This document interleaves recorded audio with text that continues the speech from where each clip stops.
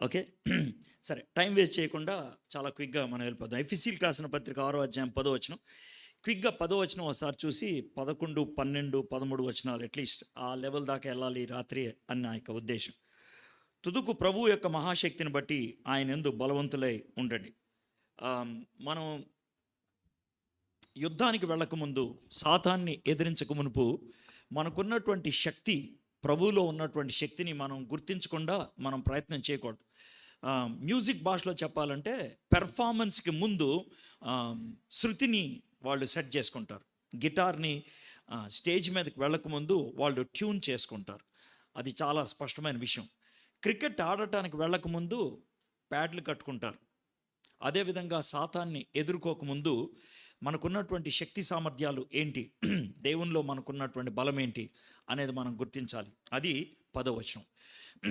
11, 12 వచనాల్లో, 11, 12, 13 వచనాల్లో no your enemy, నీ సాతానుడు, నీ యొక్క ప్రత్యర్థి ఎవరో నువ్వు బాగా తెలుసుకోవాలని. జాన్ ఆర్ డబ్ల్యూ స్టాట్, ఆయన లండన్లో చాలా కాలం చాప్లిన్గా పనిచేశారు. చాలా గొప్ప థియోలాజియన్, చాలా పుస్తకాలు ఆయన రాశాడు. ఏమంటాడంటే, a thorough knowledge of the enemy and a healthy respect for his prowess are a necessary preliminary to victory in war. సాతాను గురించి సమగ్రమైనటువంటి అవగాహన, సాతానుకు ఉన్నటువంటి శక్తి గురించి గౌరవప్రదమైనటువంటి ఆలోచన మనకు ఉన్నట్లయితే అతని మీద మనం గెలవగలుగుతాం. గౌరవప్రదమైనటువంటి ఆలోచన అంటే సాతాన్ని మొక్కమని కాదు, సాతాన్ని గౌరవించడం అని కాదు. సాతాను యొక్క శక్తిని మనము తోలనాడకూడదు. సాతాను యొక్క శక్తిని మనం ఏం చేయలేడులే అని అనకూడదు. వాడిని మొక్కాల్సిన పని లేదు, వాడికి భయపడాల్సిన పని లేదు, వాడికి ఉన్న శక్తి సామర్థ్యాన్ని తోలనాడాల్సినటువంటి అవసరత లేదు. అది మనం గుర్తుంచుకున్నట్లయితే బాగుంటుంది అని అంటున్నాడు. ఇప్పుడు 11, 12 వచనాలు చూద్దాం. మీరు అపవాది తంత్రములను ఎదిరించుటకు శక్తిమంతులగినట్లు దేవుడిచ్చు సర్వాంగ కవచమును ధరించుకొనండి. ఎలా అనగా, మనం పోరాడినది శరీరులతో కాదు, కానీ ప్రధానులతోనూ అధికారులతోనూ ప్రస్తుత అంధకార సంబంధులకు లోకనాథులతోనూ ఆకాశ మండలమందున్న దురాత్మల సమూహములతోనూ పోరాడుచున్నాము. ఎదురించుట, స్టాండ్, ఇది చాలా ప్రాముఖ్యమైనది. నేను మొదటి వర్తమానంలో చెప్పాను. 2వ అధ్యాయంలో పాపం చేసి మనం పడుకున్నాం. అయితే యేసుక్రీస్తు ప్రభువారు మనల్ని కూర్చోపెట్టాడు. 2వ అధ్యాయం ఆయనలో మనల్ని కూర్చోపెట్టాడు. 4, 5, 6 అధ్యాయాలలో మనల్ని నడిపిస్తూ ఉన్నాడు. ఆయన నడిపిస్తూ ఉన్నాడు, మనల్ని ఐక్యతలో నడిపిస్తున్నాడు, మనల్ని పవిత్రతలో నడిపిస్తున్నాడు, సఖ్యతలో నడిపిస్తున్నాడు. ఈ విధంగా పడుకున్న మనల్ని కూర్చోపెట్టి ఆ తర్వాత నడిపించినటువంటి ఆ దేవుడు సాతాను ముందు మనల్ని నిలబెడుతున్నాడు. Stand before Satan. Stand before Satan అన్నదానికి అర్థం ఏంటంటే, we are ready to fight the Satan. సాతాన్ని మనము ఢీకొనటానికి, సాతాన్ని ఎదిరించటానికి, సాతాన్ని ఓడగొట్టడానికి మనం నిలబెట్టబడ్డాం అనేటువంటి అర్థం అనమాట. సాతానుడు కోరుకునేది మనం పడుకుండిపోవాలని, సాతానుడు కోరుకునేది మనము నిద్రించాలని. ఎందుకంటే నిద్రపోతున్నప్పుడు సాతానుడు అటాక్ చేస్తాడు. నిద్రపోతున్న సంసోన్ని సాతానుడు అటాక్ చేశాడు. నిద్రపోతున్నటువంటి ఐతుకుని అటాక్ చేశాడు. నిద్రపోతున్నటువంటి సౌలుని అటాక్ చేశాడు. నిద్రపోతున్నప్పుడు అటాక్ చేస్తాడు. నిద్రపోతున్నప్పుడు మన దగ్గర ఉన్నటువంటి శక్తిని ఆయన తీసుకెళ్ళిపోతాడు. ఫిజికల్ స్లీప్ గురించి నేను మాట్లాడట్లేదు, భౌతికమైనటువంటి నిద్ర గురించి మాట్లాడట్లేదు. ఆత్మీయంగా ఆదమర్చి ఉన్నట్లయితే అతడు మన దగ్గర నుంచి దొంగిలించుకొని వెళ్ళిపోవడానికి ఇష్టపడుతూ ఉన్నాడు.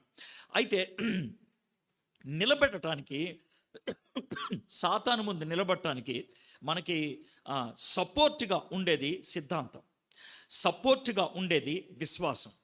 Our faith and hour doctrine. మనకి దేవుడి మీద ఉన్నటువంటి విశ్వాసం, దేవుడి గురించి ఉన్నటువంటి అవగాహన, అది సాతాను ముందు నిలబెట్టేదిగా ఉంటుంది. చాలా చిన్న విషయంలాగా అనిపిస్తుంది, కానీ మీకు సులభతరంగా అర్థం చేసుకోవచ్చు.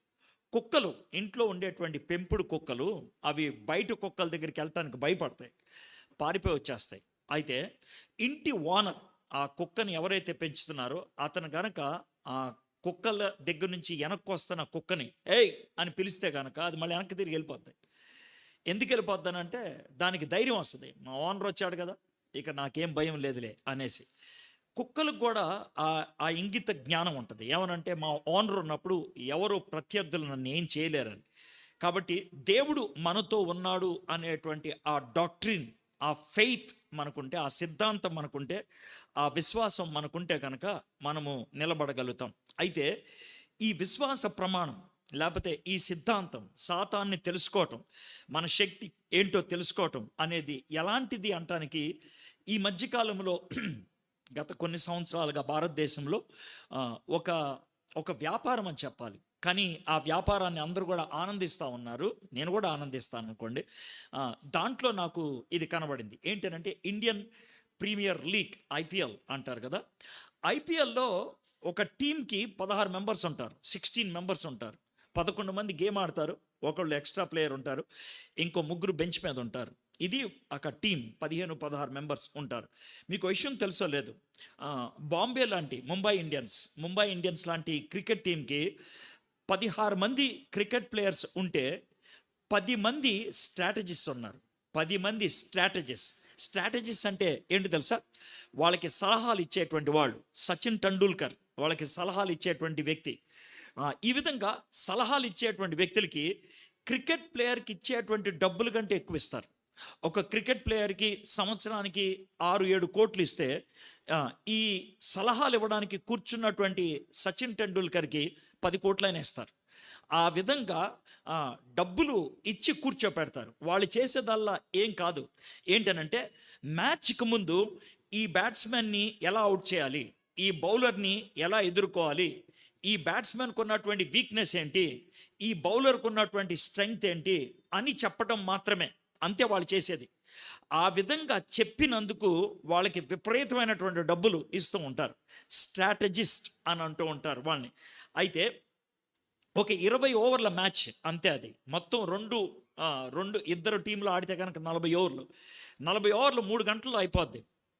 3 గంటలు జరిగేటువంటి మ్యాచ్కి మనం ఇంతింత ఖర్చు పెట్టి ఇంతింతమంది వ్యక్తుల్ని వాడుకునేటప్పుడు, జీవిత పోరాటంలో సాతానుతో మనం పోరాడుతున్నప్పుడు మనకి స్ట్రాటజీస్ అవసరం లేదా? అవసరం. అందుకనే దేవుడు జాగ్రత్త వినండి, మామూలు వాళ్ళని పెట్టలేదు, స్ట్రాటజీస్ని మామూలు వాళ్ళని పెట్టలేదు. ఆయన సర్లే మీరు బల్లారత్నం గారిని స్ట్రాటజిస్ట్గా పెట్టుకోండి, మీరు షాలెం గారిని పెట్టుకోండి అని అండం, లేకపోతే మీరు ఎడ్వర్డ్ విలియం గారిని పెట్టుకోండి అని అండం. ఎందుకనంటే మనుషులు ఎవరు కూడా సాతాను మీద యుద్ధం చేయడానికి స్ట్రాటజీని ఇవ్వలేరు. అందుకే దేవుడు స్ట్రాటజీ ఇవ్వడానికి మనకెవరిని ఇచ్చాడంటే హోలీ స్పిరిట్ని ఇచ్చాడు, పరిశుద్ధాత్ముడిని ఇచ్చాడు. పరిశుద్ధాత్ముడు మనకి స్ట్రాటజీ ఇచ్చేవాడు. యేసుక్రీస్తు మనకి స్ట్రెంగ్త్ ఇచ్చేవాడు. యేసుక్రీస్తు మనకి స్ట్రెంగ్త్ ఇస్తే సాతానుడు మీద విజయం సాధిస్తానికి పరిశుద్ధాత్ముడు స్ట్రాటజీ ఇచ్చేటువంటి వాడుగా ఉంటున్నాడు. అయితే ఇంతకీ మనము ఎవరి మీద యుద్ధం చేయబోతున్నాం? ప్రధానులతోనూ అధికారులతోనూ ప్రస్తుత అంధకార సంబంధులకు లోకనాథులతోనూ ఆకాశ మండలమందున్న దురాత్మల సమూహములతోనూ పోరాడుచున్నాం. ఒకవేళ కనుక సాతాను యొక్క శక్తిని కనుక మనం గ్రహించకపోతే ఏమవుద్ది అని అనటానికి పరిశుద్ధాత్ముడు మొచ్చుకి అంటే ఎగ్జాంపుల్కి ఒకటి ఇచ్చాడు. అపోస్తల కార్యం 19వ అధ్యాయంలో ఉంటుంది. ఏంటి అని అంటే అక్కడ మనకు చూసేది స్కేవా అనేటువంటి ఒక ప్రధాన యాజకుడు ఉన్నాడు. స్కేవా, అతనికి కొంతమంది కుమారులు ఉన్నారు. ఈ కుమారులు ఏం చేశారంటే ఒక దెయ్యం పట్టినోడి దగ్గరికి వెళ్ళారు. దెయ్యం పట్టినోడి దగ్గరికి వెళ్ళి పౌలు ఏ విధంగా ప్రార్థన చేస్తాడో ఆ విధంగా ప్రార్థన చేయడం మొదలుపెట్టాడు. ప్రార్థన చేసి పౌలు బోధిస్తున్న యేసయ్య నామములో నువ్వు బయటిరా అని అన్నాడు. వాళ్ళు అన్నారు అని అంటే ఆ సాతానుడు నిజంగానే బయటకు వచ్చాడు. బయటకు వచ్చి వాడు ఏమన్నాడంటే, నాకు యేసయ్య తెలుసు, పౌలు తెలుసు, మీరెవర్రా అని అడిగి వాళ్ళ మీద పడటానికి ప్రయత్నం చేస్తే ఆ సాతానుడు లేకపోతే ఆ దెయ్యం వాళ్ళు పారిపోయారు. అందుట్లో ఒకళ్ళిద్దరు దొరికిపోతే వాళ్ళ బట్టలు ఓడబెరికి, అక్కడ ఉన్నటువంటి మాట, బట్టలు ఓడబెరికి నగ్నంగా కొట్టి పంపించేశారు. ఎవరు? సాతానుడు. జాగ్రత్త వినండి, ఈ ఎగ్జాంపుల్ మీకు ఎందుకు చెప్పాను అనంటే కనుక సాతానుడిని సరదాగా తీసుకుంటే ఏమవుద్దులే మనకి దేవుడు ఉన్నాడు అనేసి ఎర్రిబాగులోలాగా వెళ్తే కనుక పిచ్చోళ్ళ వెనక్కి వస్తారు. అది గ్యారంటీ. అందుకనే దేవుడు ఇంత జాగ్రత్తగా చెప్పడానికి ఆయన ప్రయత్నిస్తున్నాడు పౌలు భక్తుడి ద్వారా. అయితే బైబిల్ కాలేజ్లో అంటే మంచి పేరు మోసినటువంటి బైబిల్ కాలేజ్లో పరిపూర్ణంగా బైబిల్లో విషయాలన్నిటిని బోధించేటువంటి కాలేజీలో ఏదో తుఫాన్లాగా కొన్ని విషయాలు నేర్పించే వాళ్ళ గురించి చెప్పట్లేదు. దాంట్లో ఖచ్చితంగా ఒక సబ్జెక్ట్ ఉంటుంది. ఏది వాళ్ళు చదివేటువంటి 3 సంవత్సరాలు 4 సంవత్సరాల కోర్సులో ఒక సబ్జెక్ట్ ఉంటుంది. ఆ సబ్జెక్ట్ పేరు డెమనాలజీ. అదొక సబ్జెక్ట్. ఆ సబ్జెక్ట్లో సాతానుడి యొక్క వ్యవహారాలు ఎలాగుంటాయి, సాతానుడు ఎలాంటి కుతంత్రాలు పన్నుతూ ఉంటాడు, అవి బోధిస్తూ ఉంటారు. కొంతమంది డెమనాలజీలో చాలా పేరు మోసినటువంటి రచయితలు ఉన్నారు. ప్రస్తుతం బ్రతుకున్నటువంటి తత్వవేత్తల్లో, బైబిల్ థియాలజియన్స్లో డెమనాలజీలో గొప్ప పేరున్నటువంటి వ్యక్తి నీల్ ఆండర్సన్. టాల్బర్ట్ థియాలజికల్ కాలేజ్లో లా మెరాడాలో ఆయన పనిచేస్తూ ఉంటాడు, బయోలా యూనివర్సిటీలో. నీల్ ఆండర్సన్ బాండేజ్ బ్రేకర్ అనేటువంటి పుస్తకాన్ని చాలా బైబిల్ కాలేజీల్లో టెక్స్ట్ బుక్ వాడుకుంటూ ఉంటారు. తర్వాత ఈ మధ్యకాలం మీద చనిపోయాడు. ఆయన అంటే నాకు చాలా ఇష్టం. డెరిక్ ప్రిన్స్, ఇంగ్లాండ్లో ఉండేవాడు డెరిక్ ప్రిన్స్. ఆయన యొక్క సిరీస్ యూట్యూబ్లో ఉన్నది. 157 వర్తమానాలు, 157 మెసేజెస్ ఓన్లీ ఆన్ సాటన్. సాతానుడి మీద 157 వర్తమానాలు ఇచ్చాడు. ఒక్కొక్క వర్తమానం 1.5 పైన ఉంటుంది. ఓన్లీ ఆన్ సాటన్ యొక్క ప్రక్రియలు ఎలా ఉంటాయి, సాతానుడు ఒక దేశాన్ని ఏ విధంగా ఆయన కబ్జా చేస్తాడు, ఇవన్నీ యుద్ధాలు ఏ విధంగా సృష్టిస్తూ ఉంటాడు, అవి చాలా స్పష్టంగా రాసుకుంటూ వచ్చాడు డెరిక్ ప్రిన్స్. పీటర్ వాగ్నర్ అనేటువంటి ఆయన టెరిటోరియల్ స్పిరిట్స్ గురించి రాస్తాడు. టెరిటోరియల్ స్పిరిట్స్ అని అంటే కనుక ఇప్పుడు మీరు గమనించినట్లయితే ఒక్కొక్క ఏరియాలో ఒక్కో విధమైనటువంటి పాపం పేటరేగిపోతూ ఉంటుంది. మీరు కోపం తెచ్చుకోనంటే కనుక ఈ ప్రాంతంలో అతి ఎక్కువగా ఉండేటువంటి రెండు పాపాలు ఏంటనంటే, పావలా ఉంటే 10 రూపాయలు ఉన్నట్లు చూపించుకునే బ్యాచ్ ఉంటారు ఇక్కడ. ఇది ఇక్కడ బ్యాచ్కి ఉండేటువంటి తత్వం. అర్థమైంది? అంటే నేను మిమ్మల్ని తప్పుగా అంటలేదు, ఇక్కడ సాతానుడు అలా పనిచేస్తాడు అని అంటా ఉన్నాను, ఇక్కడ ఉన్నటువంటి వాడు. అర్థమైంది? అస్సలు మిమ్మల్ని అస్సలు పొరపాటు కూడా అంటలేదు. అంటే ఆడు చేస్తాడు, మిమ్మల్ని ఏమంటలేదు, ఆడు మిమ్మల్ని చేస్తాడు. మీ ప్లేస్ ఇస్తే వాడు చేస్తాడనమాట. ఇది ఇక్కడ ఉన్నటువంటి బ్యాచ్కి ఉన్నటువంటి లక్షణం. రెండో లక్షణం ఇక్కడ ఉన్న వాళ్ళు ఏంటంటే, మీరు 10 మందితో మాట్లాడండి, యథార్థంగా 10 మందితో మాట్లాడండి, అందుట్లో 7-8 మంది వ్యభిచారం చేసిన వాళ్ళు ఉంటారు. 7-8 మంది వ్యభిచారం చేసిన వాళ్ళు. వ్యభిచారపు ఆత్మ ఇక్కడ భయంకరంగా ఉంటుంది. ఎందుకంటే సాతానుడు అలా పనిచేస్తూ ఉంటాడు. నెల్లూరు ఆ ప్రాంతానికి వెళ్ళండి, ప్రతి వాడికి సెకండ్ సెటప్ ఉంటుంది. సాతానుడు అక్కడ అలా పనిచేస్తూ ఉంటాడు. విజయవాడ వెళ్ళండి, కొంచెం ఏంటి అని అంటే ఏంట్రా చూసుకుందాం అని అరుస్తారు. అది దెబ్బలాట బ్యాచ్, అది. అర్థమైందా? సో అక్కడ ఆ విధమైన స్పిరిట్ ఉంటుంది అనమాట. సో దాన్ని టెరిటోరియల్ స్పిరిట్స్ అని అంటూ ఉంటాడు. కాబట్టి మనము తెలియగలిగిన వాళ్ళమైతే ఏం చేయాలంటే, అక్కడ ఆత్మ ఎలాంటి పని చేస్తున్నాడో తెలుసుకొని దాన్ని ఎదిరించడానికి ప్రయత్నం చేయాలి. ఒరిస్సా బోర్డర్లోకి వెళ్తే కనుక బద్ధకపు ఆత్మ ఉంటుంది. బద్ధకపు ఆత్మ. ఒరిస్సాలో ఎవడో పనిచేయడు. ఒరిస్సా వాడు కనుక మన దగ్గరకు వస్తే 2 పని ఆడు ఒక్కడే చేస్తాడు. అది అక్కడ ఉన్నటువంటి పరిస్థితి. అందుకనే ఒరిస్సా పనుల్ని చాలామంది పెట్టుకుంటారు. ఎందుకనంటే ఒక్కడే 2 పని చేస్తారు, కానీ ఒరిస్సాలో ఎవడో పని చేయడాడు. ఎందుకంటే ఒరిస్సాలో బద్ధకపు ఇది ఉంటుంది. చాలా సింపుల్. ఎందుకని ఉంటుంది అంటే, ఒరిస్సాలో ఉన్నటువంటి ప్రముఖమైనటువంటి దేవుడు పూరి జగన్నాథుడు. అర్థమైందా? పూరి జగన్నాథుడు 364 రోజులు నిద్రపోతాడు, ఒక్కరోజు లేస్తాడు. అది కూడా 1/2 గంట లేపితే. వాడిని లేపిన తర్వాత తీసుకెళ్ళి స్నానం చేపిస్తారు మహానదిలో. స్నానం చేయించి మళ్ళీ తీసుకొచ్చి రథం మీద పడుకోబెడతాడు. బాగా తినేసి మళ్ళీ పడుకుంటే మళ్ళీ సంవత్సరం ధరలు వేస్తాడు. వాళ్ళు కొలిసేది ఆ దేవుణ్ణి. ఇప్పుడు నిద్రపోయే దేవుణ్ణి కొలిసినప్పుడు ఈ నిద్రపోక ఏం చేస్తాడు? అర్థమైందా? సో ఇది పరిస్థితి అన్నాడు. సో ఆ స్పిరిట్ని మనం అర్థం చేసుకోవాలి. విజయవాడలో కనకదుర్గను కొలుస్తారు. కనకదుర్గ ఫేస్ చూస్తేనే అర్థం అని ఉంటుంది, కాబట్టి ఇటు అంటాడు, అంతే పరిస్థితి. ఇప్పుడు నువ్వు ఎవరిని కొలుస్తావో నువ్వు అలాగ తయారవుతావు. ఇది పరిస్థితి అన్నమాట. ఇది టెరిటోరియల్ స్పిరిట్స్ అంటారు అనమాట. పీటర్ వాగ్నర్ ఆ మాట చెప్తా ఉంటాడు. సో ఆయన దేశాలను ఏలేటువంటి స్పిరిట్స్ని ఆయన ఐడెంటిఫై చేశాడు. యుఎస్ని ఏళ్తున్నదేంటి, రష్యాని ఏళ్తున్నదేంటి. మీకు విషయం తెలుసా? రష్యా యుక్రెయిన్ ఈ 2 దేశాల మధ్యన ఇప్పుడు యుద్ధం జరుగుతూ ఉంది. 2 దేశాల్లో ఒకవేళ కనుక మీరు ఇండివిజువల్గా ప్రతి వాళ్ళ దగ్గరికి వెళ్ళి యుక్రెయిన్ ఒకవేళ ఆలోచించి, సార్ మీ మతం ఏంటి అని అడిగితే 77% మంది క్రిస్టియన్ అని రాస్తారు. 77%. 77% యుక్రెయినీయులు మీ క్రిస్టియన్ అని రాస్తారు. అయితే వాళ్ళల్లో ఒకవేళ అమ్మాయిల దగ్గరికి వెళ్ళి మీలో ఎంతమంది వ్యభిచార వృత్తిలో ఉన్నారు అంటే 10లో 8 మంది మేము వ్యభిచారం చేస్తున్నాం అంటారు. పైగా వాళ్ళు వ్యభిచారం చేసి ట్యాక్స్ కడతారు. ఆ దేశం క్రిస్టియన్ కంట్రీ, కానీ వాళ్ళు దేనికి బానిసలైపోయారంటే వ్యభిచారానికి బానిసలు. ప్రపంచంలో బెస్ట్ కాల్ గర్ల్స్ ఎక్కడ దొరుకుతారంటే యుక్రెయిన్. ప్రపంచంలో అందమైన అమ్మాయిలు నీతో పడుకోవడానికి ఎక్కడికి వస్తారంటే, ఎక్కడి నుంచి వస్తారంటే యుక్రెయిన్. ఐపీఎల్లో చీర్ గర్ల్స్గా పనిచేసే వాళ్ళు 70% మంది యుక్రెయిన్. గోవాలో కనబడేటువంటి ప్రాస్టిట్యూషన్లో అతి ఎక్కువ మంది Ukraine. But it's a Christian country.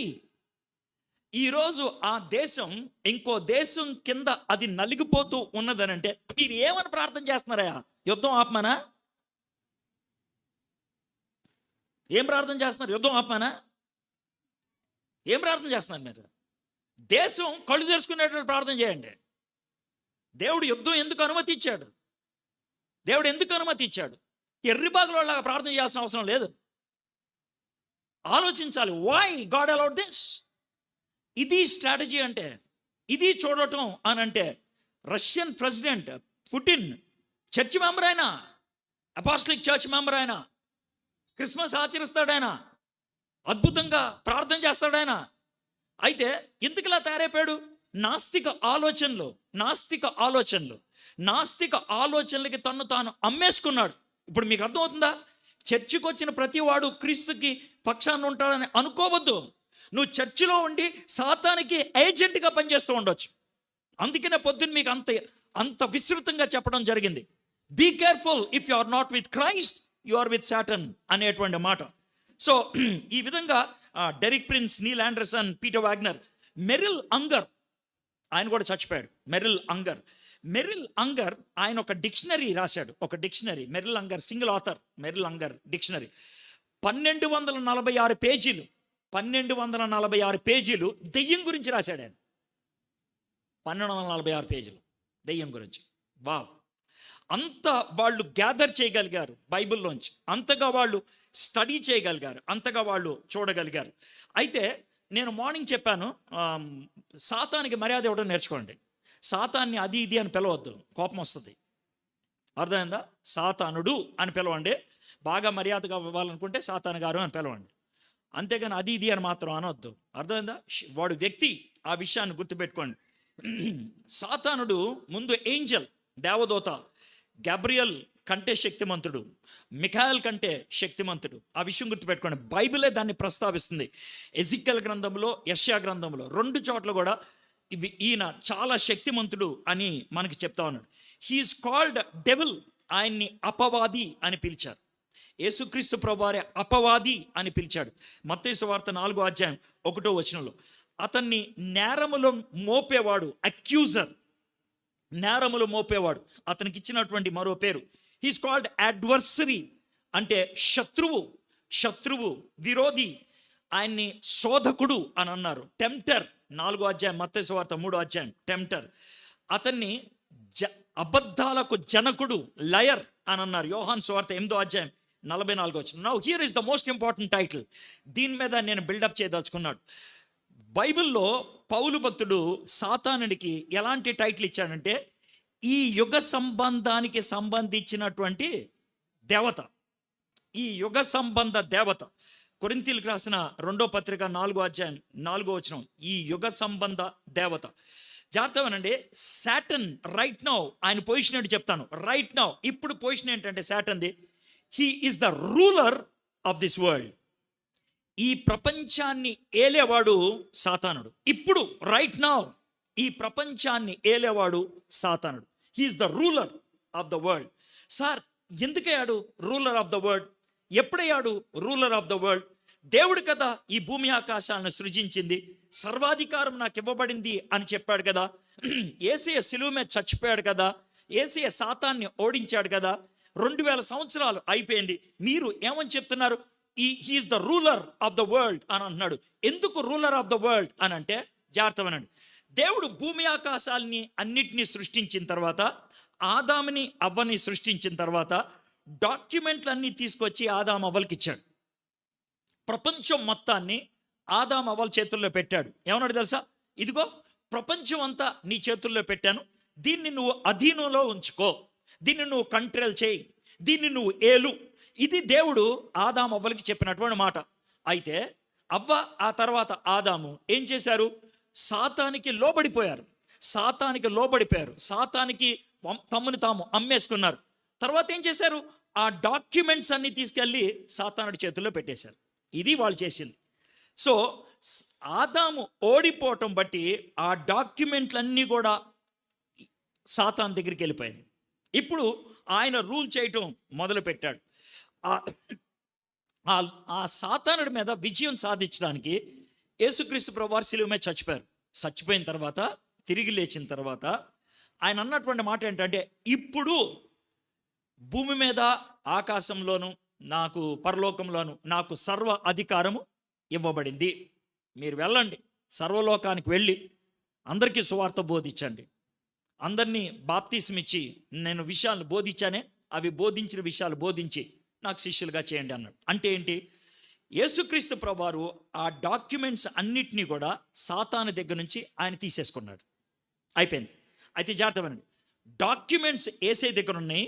యేసయ్య ఆ డాక్యుమెంట్స్ మనకి ఇవ్వడానికి ఇష్టపడుతున్నాడు. అడిగిన కొద్దీ, ప్రభా కోనసీమ డాక్యుమెంట్స్ నాకు ఇవ్వా అంటే నీకు ఇస్తాడు ఆయన.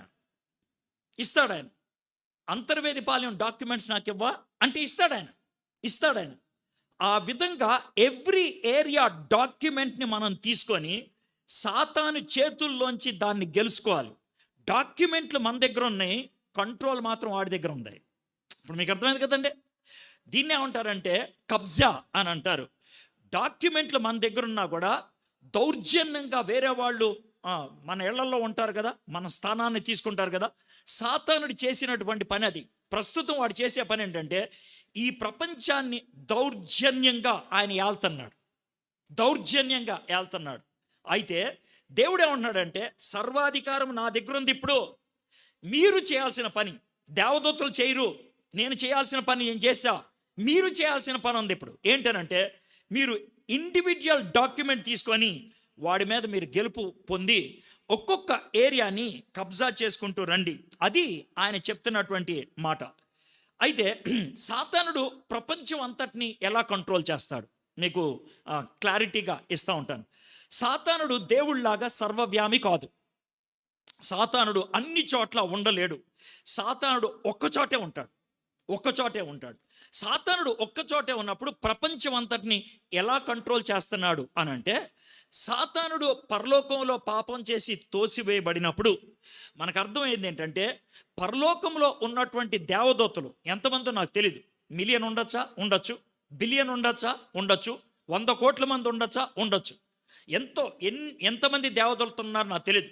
అయితే ఎంతమంది దేవదూతలు ఉన్నప్పటికి కూడా సాతానుడిని తోసేసినప్పుడు సాతానుడితో పాటు పడవేయబడినటువంటి దేవదూతల సంఖ్య 33%. 1/3. 100 మంది ఉంటే 33 మందిని దేవుడు తోసాడు కిందకి. 1000 మంది ఉంటే 333, 1,00,000 మంది ఉంటే 33,333 తోసిపడేశాడు. 1/3.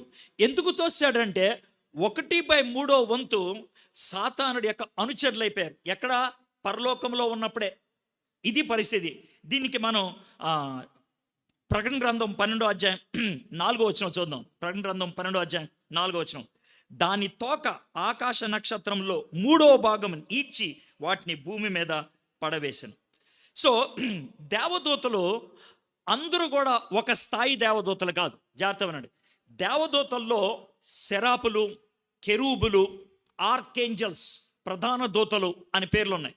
అంటే ఎగ్జిక్యూటివ్ లెవెల్ అనమాట, మేనేజర్ లెవెల్ అనమాట, టాప్ లెవెల్ అనమాట. అంటే మిఖాయేలు, గ్యాబ్రియలు ఇలాంటి దేవదూతలు ఒక రేంజ్లో ఉంటారు. ఆ కింద ఇంకో రేంజ్ దేవదూతలు ఉంటారు. ఆ కింద ఇంకొక రేంజ్ దేవదూతలు ఉంటారు. ఆ కింద ఇంకో చిన్న దేవదూతలు ఉంటారు. ఇది పరిస్థితి. సో దేవదూతల్లో హెరార్కీ ఉంటుందన్నమాట. ఈ హెరార్కీ ఉన్నప్పుడు సాతానుడు ఎలా కంట్రోల్ చేస్తాడంటే, సాతానుడు ఒకచోటే ఉంటాడు. వాడి కేంద్రం ఒకచోటే, వాడు ఉండేది ఒకచోటే. ఆ ఒకచోట ఉండి తన అనుచరుల్ని ఒక్కొక్కరికి ఒక్కొక్క ఖండాన్ని ఇచ్చేస్తాడు. రే నువ్వు ఆసియా ఖండం చూసుకో, అరే నువ్వు ఆఫ్రికా ఖండం చూసుకోరా, అరే నువ్వు అంటార్కిటికా చూసుకో, అనా నువ్వు ఆర్కిటిక్ చూసుకో, రే నువ్వు దక్షిణ అమెరికా చూసుకో, నువ్వు ఉత్తర అమెరికా చూసుకో, నువ్వు ఆస్ట్రేలియా చూసుకో. వీళ్ళు ప్రధాన దూతలు పడిపోయిన వాళ్ళు. వాళ్ళ కింద ఇంకొంచెం చిన్న దూతలు ఉంటారే, వాళ్ళకి ఒక్కొక్కరికి ఒక్కొక్క దేశం ఇచ్చేస్తారు. అరే నువ్వు ఇండియా చూడరా, అరే నువ్వు యుక్రెయిన్ చూడు, అరే నువ్వు రష్యా వెళ్ళరా, అరే నువ్వు చెక్కస్లోవాకియా వెళ్ళు, అరే నువ్వు బ్రునై వెళ్ళరా. ఇలాగా ఒక్కొక్క దేశానికి ఒక చిన్న దూత ఉంటాడు. ఆ దూత కింద ఇంకో కొంతమంది చిన్న దూతలు ఉంటారు. వాళ్ళకి రాష్ట్రాలు ఇస్తారు. అరే నువ్వు ఆంధ్రప్రదేశ్ వెళ్ళు, అరే నువ్వు తెలంగాణ వెళ్ళరా, అరే నువ్వు బీహార్ వెళ్ళరా, అరే నువ్వు ఒరిస్సా వెళ్ళరా. వాళ్ళు ఆ ఏరియాని కంట్రోల్ చేస్తారు. వాళ్ళ కింద ఇంకా చిన్న దూతలు ఉంటారు. ఆ దూతలు ఏం చేస్తారు, అమ్మ నువ్వు ఈస్ట్ గోదావరి వెళ్ళు, రే నువ్వు కృష్ణ వెళ్ళరా, రే నువ్వు గుంటూరు వెళ్ళరా. అది వాళ్ళ కింద ఉన్నవాడు. వాళ్ళ కింద ఇంకా చిన్నవాడు ఉంటాడు, వాడికి మండలం ఇచ్చేస్తారు.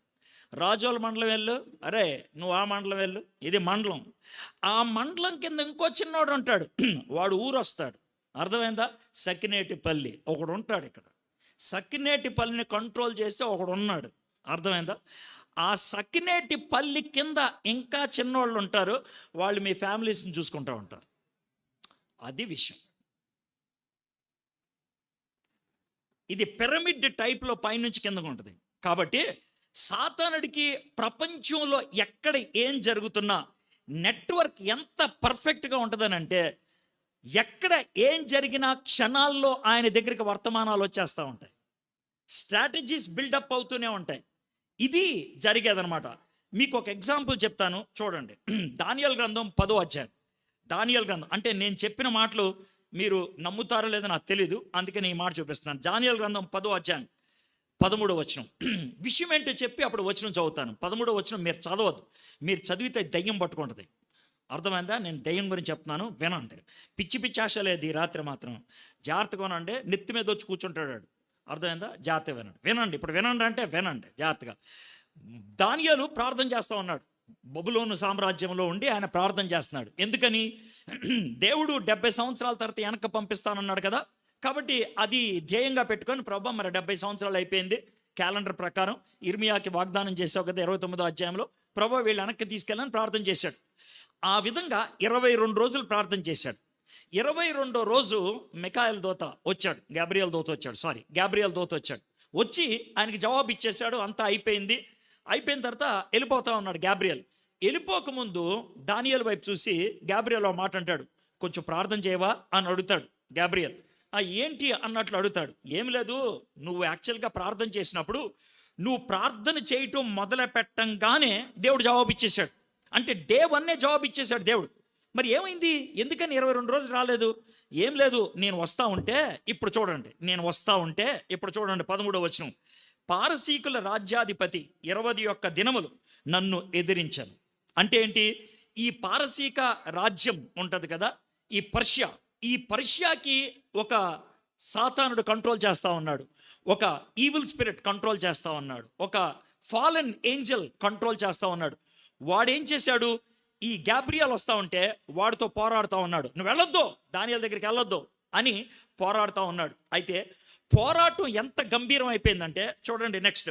ఇంకా పారసీకుల రాజుల సముఖన నేను నిలుచుండగా ప్రధాన దూతల్లో మిఖాయేలు ఒకడు నాకు సహాయము చేయవచ్చును. మిఖాయేలు సహాయం చేయడానికి వచ్చాడు. ఎందుకనంటే బహుశా దేవుడు గమనించాడేమో, బహుశా దానియేలు ప్రార్థన చేయటం బట్టి అర్థమైందేమో. గబ్రియల్ ఓడిపోయే పరిస్థితిలో ఉన్నాడు. మీకు అర్థమవుతుందండి? గబ్రియల్ ఓడిపోయే పరిస్థితిలో ఉన్నాడు, గబ్రియల్ పడిపోయే పరిస్థితిలో ఉన్నాడు. అందుకే మిఖాయేల్ని పంపిస్తే, మిఖాయేలు గాబ్రియల్కి సహాయం చేస్తే, మిఖాయేలు గాబ్రియల్ కలిసి పారసీకను కంట్రోల్ చేస్తున్నటువంటి ఆ దేవతను ఓడిస్తే, అప్పుడు గాబ్రియల్ వచ్చి దానియేలుకి జవాబు ఇచ్చేళ్ళాడు. ఇప్పుడు అర్థమైందా మీకు? అదే ఇంత సీరియస్ అండి, ఇంత సీరియస్ ఉంటుంది స్పిరిచువల్ వార్ఫేర్. ఆత్మీయ పోరాటం అనేది ఎంత భయంకరమైనటువంటి విషయాన్ని అని మనం అర్థం చేసుకోవాలి. అయితే మనము ఈ సాతాను యొక్క శక్తిని గుర్తించి దేవునిలో మనకున్నటువంటి శక్తిని గుర్తించగలిగితే అప్పుడు మనం సాతాను మీద గెలవడానికి సాధ్యమవుతుంది. సాతానుడు మనల్ని ఎన్ని విధాలుగా అటాక్ చేయాలో అన్ని విధాలుగా అటాక్ చేస్తాడు. విశ్వాసుల్ని అటాక్ చేయడానికి చాలా పద్ధతులు ఉంటాయి. ఎలాగుంటే మీలో లేనిపోయిన అపరాధ భావం కలిగిస్తాడు. లేనిపోయిన అపరాధ భావం, ఆ అపరాధ భావంతో కృంగి కృషించిపోతూ ఉంటారు. నిన్నటి దిన అన్న విజయవాడ నుంచి ఒక అబ్బాయి నాకు ఫోన్ చేశాడు. ఫోన్ చేసి, అన్న ప్రార్థన చేస్తుంటే సడన్గా నోటేమట ఒక బూతు మాట వచ్చిందన్న, ఎందుకు వచ్చిందో నాకు తెలీదు అని. ఆ తర్వాత నుంచి నాకు అన్నం తినబుద్ధి అవట్లేదన్నా, రాత్రి నాకు నిద్రపట్టలేదన్నా, పొద్దున్న 4-5 వాంతులైనవి అన్నా అని అన్నాడు. పొద్దున్న ఎందుకు వాంతులైనవి? రాత్రి అంతా నిద్రపోలేదు కాబట్టి. నాకు చాలా తలనొప్పిగా ఉన్నదన్నా, మనుషులు 2-2గా కనబడుతున్నారన్నా అని అన్నాడు. ఎందుకు మనుషులు 2-2గా కనబడుతున్నాడు? తన బాడీలో బ్లడ్ కౌంట్ తక్కువైపోయింది, వాటర్ కౌంట్ తక్కువైపోయింది, నీరసంతో కళ్ళు బయర్లు కమ్ముతున్నాయి. అయితే వీటన్నిటినీ ఎలా చూడగలుగుతున్నాడు అంటే, సాతానుడు నన్ను పట్టేశాడన్నా అని అన్నాడు. అంతే. ఇది ఒక చిన్న గిల్ట్ ఫీలింగ్ తీసుకొస్తాడు. ఇది జరుగుద్ది. మరి కొంతమందిలో, ముఖ్యంగా జీడిఎం చర్చిల్లో ఉండేటువంటి సమస్య ఇది. అదేంటనంటే, మీరు ఎంత పాపం చేసినా కూడా ఏమాత్రం అపరాధ భావం లేకుండా ఉండటం ఉంటుందే, ఎంత పాపం చేసినా కూడా అది ఇక్కడ ఉంటుంది చాలామంది. అది కూడా సాతానుడిగా కలిగిస్తాడు. మీకు క్లాసిక్ ఎగ్జాంపుల్ చెప్పమంటారు సార్, అలా కూడా జరుగుద్దా అంటే, యోనా వెళ్ళేటువంటి పడవ మీద తప్పు చేసినోడు ఎవడో? యోనా ఆడొక్కడే నిద్రపోతున్నాడు సుఖంగా. మిగిలిన వాళ్ళు ఎవరికి నిద్రపట్టలేదు. వాడికి అపరాధ భావం ఏమీ లేదు, అస్సలు లేదు. వాడికి చిట్టి వచ్చి లేపి, యోనా ఏందా అని వాళ్ళు చేసామంటే, అవునండి ఇబ్రిల్ దేవుడు నన్ను పంపించాడు, నేను వెళ్ళలేదు, ఇది అని చెప్పింది. ఎంత కేర్లెస్ ఆన్సర్ అంటే, దీనికి ఒకటే పరిష్కారం అండి, నన్ను ఎత్తి సముద్రంలో పడింది, మీ పడవ బాగుంటుంది. మీకు అర్థమవుతుందా? He lost that guilty feeling. అపరాధ భావం అనేది పోయింది, మొండి వైఖరి అనేది వచ్చింది. సాతానుడు ఆ విధంగా మనల్ని అటాక్ చేయడానికి ప్రయత్నం చేస్తాడు. నౌ ఇంత చెప్పిన తర్వాత మీకు ఒక మంచి పాయింట్ చెప్పాలి. ఏంటి తెలుసా? ఒకవేళ మీరు మారు మనసు పొందిన వాళ్ళైతే, యేసు ప్రభుని సొంత రక్షకుడిగా అంగీకరించిన వాళ్ళైతే, పరిశుద్ధాత్ముడు మీలో వసిస్తున్నట్లయితే, సాతానుడు మీలో వసించలేడు. Believer can not be possessed by evil. మరి ఏమవుతుంది? సాతానుడు బిలీవర్ని బయట నుంచి అటాక్ చేస్తాడు, ఒత్తిళ్లు కలిగిస్తాడు, సమస్యలు కలిగిస్తాడు, కానీ లోనకొచ్చి కూర్చోలేడు. He cannot. నేను అనుభవించాను చాలాసార్లు. He attack me several times. చాలాసార్లు అటాక్ చేశాడు, చాలాసార్లు. ఒకసారి 22 రోజులు కంటిన్యూస్గా అటాక్ చేశాడు. కొన్ని సందర్భాల్లో I was able to see physically with eye. కంటితో చూడగలిగాను నేను.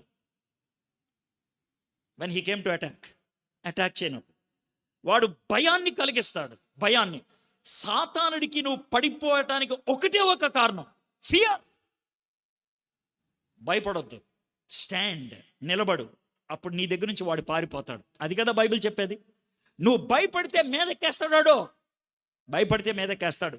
కాబట్టి ఆ విధంగా ఆలోచన. ఎందుకని సాతానుడు ఇలా చేస్తాడంటే, 3 పదాలు ఉపయోగించాడు 11వ వచనంలో సాతానుడికి ఏమేమున్నాయని. ఒకటి, ప్రధానులతోనూ, అధికారులతోనూ, లోకనాథులతోనూ. వీటన్నిటిని బట్టి మనకేమర్థం అవుతుంది? Satan is controlling authorities. అధికారుల్ని ఆయన కంట్రోల్ చేస్తున్నాడు. He is very powerful. చాలా శక్తివంతుడు. ఆ విషయాన్ని గుర్తుపెట్టుకోండి, చాలా శక్తివంతుడు. ఆయనకి ప్రపంచ అధికారాలు తన చేతుల్లో ఉన్నాయి. ప్రపంచ అధికారాలు తన చేతుల్లో ఉన్నాయి. కొంతమంది అధికారులు స్పందించకుండా చేస్తాడు. కొంతమంది అధికారులు చొరవ తీసుకొని ముందుకు అటాక్ చేసేటట్లు చేస్తాడు.